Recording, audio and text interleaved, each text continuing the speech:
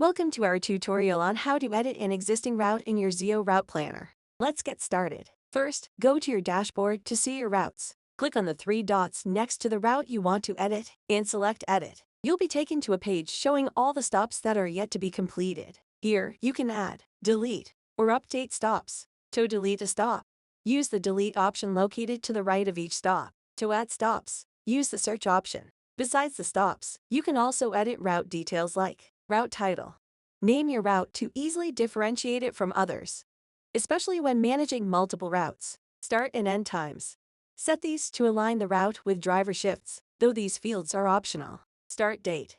This mandatory field helps you manage the kickoff of various routes on different days. Start and end locations.